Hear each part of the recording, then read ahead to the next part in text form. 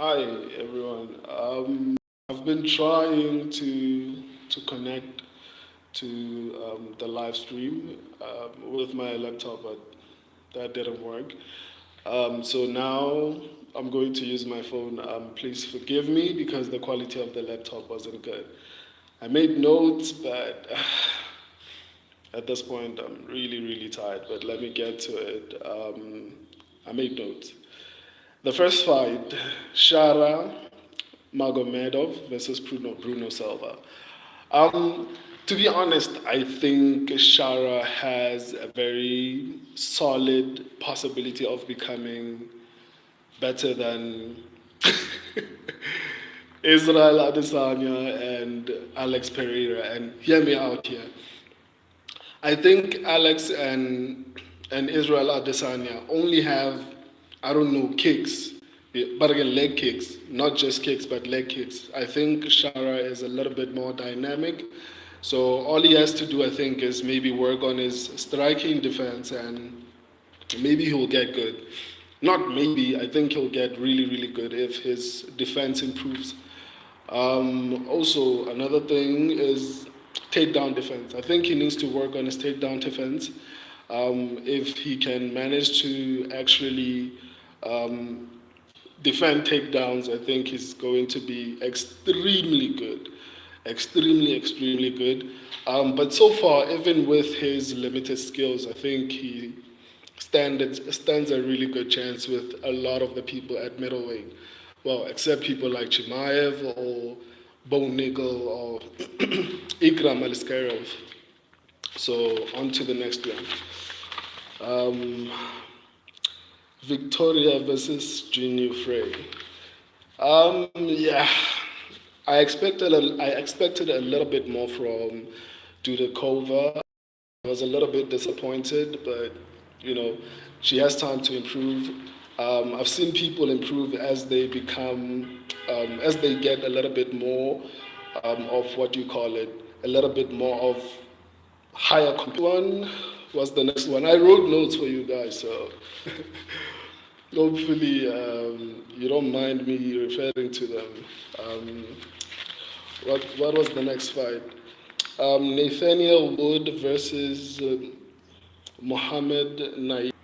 I underestimated Naimov, right? But I sincerely think that he's good, but I don't like the fact that he was cheating throughout the fight by punching Wood on the back of the head, by pulling, what do you call it? Was he punching? Well, no, okay, this is not the fight. I'm referring to the notes that I made. So please bear with me. But there were so many fouls that I feel like the referee should have taken a point, or at the very least, um, disqualified him because he committed so many fouls that actually changed the fight. So, but I also think Nathaniel Wood should actually move down because I think he has got so many decisions that it doesn't really make sense for him to be at the weight that he's at because clearly he's not very effective in that particular weight class. So I think maybe he should move down because that weight class is not really working for him. Um, okay, on to the next one. I made notes, so I'm referring. Bear with me. This is my first time going live, so I try to prepare. Mike Breeden and Anshul. Um, this fight, no? I think Anshul did extremely well. I think he's very talented. Even in loss, I think he's a very skilled prospect. I think he just needs to work on his cardio among other things. But yeah, I think he's a very skilled prospect. There's nothing much to say about this particular fight. I was disappointed because I picked Anshul. So yeah, this was my first loss. A side note, Oliveira decided to not fight because he had a cut. But this guy did. breathing deep, like he fought even with a cut. So that says a lot. Abu Azaita versus Cedriquez Dumas. This fight, I think Cedriquez is a decent fighter, but I think fight IQ. Like sincerely, I think he needs to work on his fight IQ because he had an advantage on the ground, but for some reason he wasn't utilizing it, and he was taking an unnecessary risk by engaging with this particular dude. So I think the guy needs to work on his fight IQ. Uh, yeah. On to the next one. Muhammad Yahya versus Trevor Peak. This fight, I think, went exactly how I imagined it would go. My pick won, so there's nothing much to say about this particular fight. Everything went my way. Tim Elliott versus Mohamed Mokaev. Um, I think Mohamed Mokaev needs to be a little bit more aggressive on the ground because he wasn't really doing much. I like the way he reversed that takedown, but other than that, I think he still needs to improve a lot. But yeah, I also picked him to win. Yeah, I think I picked him to win while I think, yeah, I picked him to win. Yeah. You can go check my picks on my shorts on the channel. So, Saeed Nurmagomedov versus Muin Gufarov. Let's see. The performance was incredible. Very, very, very good. But I don't know how good Muin is because like the dude did not even try to defend the submission, like that was pathetic because like he didn't even try. He was just allowing it. He was focused on the takedown as opposed to actually trying to defend the submission. So I don't know if it says a lot about how good Nurmagomedov is or if it says a lot about how bad Muin was because there's a lot that the guy should have done in order to prevent what was happening to him. The next fight was Ikram, if I'm not mistaken. I'm not referring to my notes now, I'm just going off the head. Ikram is incredibly, incredibly talented. I think he has an incredible future. I think the next fight that should be made at that weight class should be Boniko versus Ikram, so that we can see how good each one is. Because I know Ikram's takedown defense is incredible because Chimaev couldn't take him down. He ended up having to knock him out. But you can clearly see that Ikram actually improved his striking. You can clearly see that Ikram improved his striking. So it would be interesting to see how Ikram performs against Boniko. So that would be an incredibly interesting fight. On to the next one. What do you call it? Ankalaev versus Johnny Walker. That fight, I think the doctor robbed us of an incredible fight. Not only because both fighters are skilled, but also because they seemingly wanted to fight. Like they had this aggression about them. I think it's not because Johnny Walker couldn't respond appropriately to the doctor's questions. I think it has more to do with the fact that it got the questions got lost in translation. So yeah, what's next? Is it Hamza Chimaev, Kamaru Usman versus Hamza Chimaev? Hamza's performance was incredible, incredible, incredible, incredible. Largely because, number one, Kamaru Usman has rarely been taken down, and Hamza Chimaev dominated him on the ground, number one. Number two, Chimaev broke his arm. Some say it's a little bit more than that, but the fact that he managed to come back in the third round, and I know people will debate whether he won the third round or not, but I think he won the third round. And the first round was a 10-8, I think. So he definitely won that fight. But also people need to remember that Chimaev was preparing for Paulo Costa. And Kamaru Usman is levels above Paulo Costa. So you have to take that into account. On top of the fact that Chimaev broke his hand and all those type of things. People were saying the same thing about the Islam fight, the first Islam fight versus Volkanovski. People were dumping on what do you call it, on Islam. They were saying, no, he's not as good as we thought he was, and all those type of things.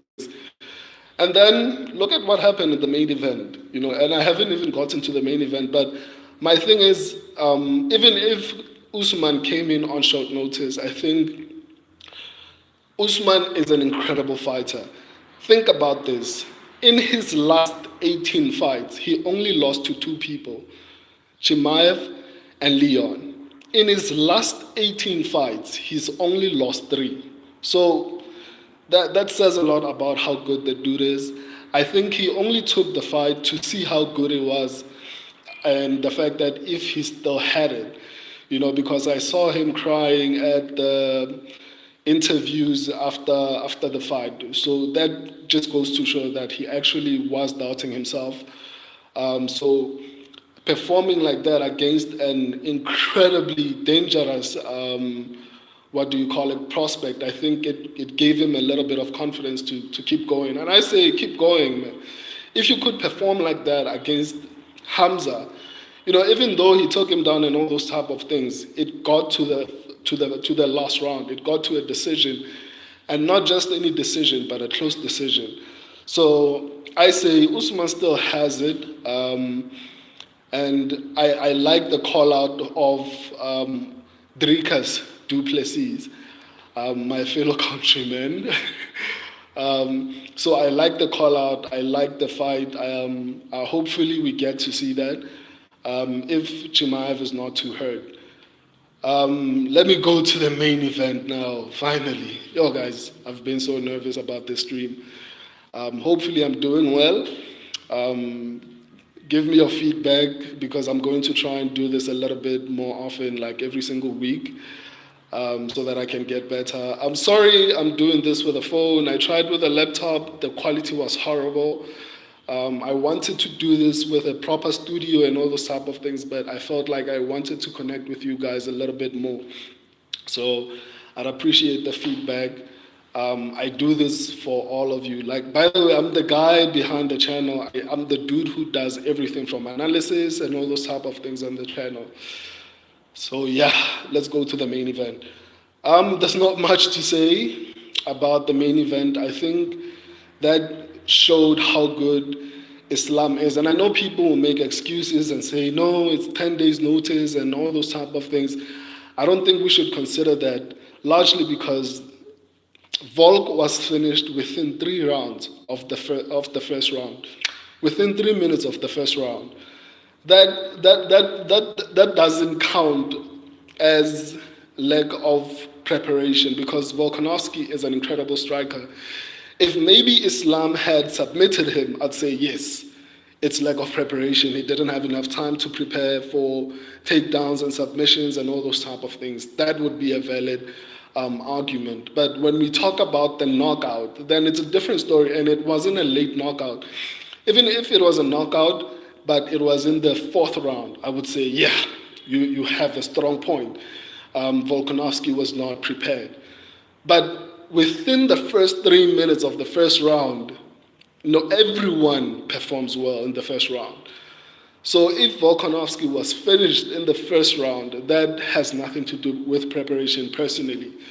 It comes down to skill. Because if that was a submission, I would agree. But at this point, I honestly don't agree. I don't see anyone in the top 5 beating Islam, to be honest. I think maybe the people who have a chance, maybe Gamrod,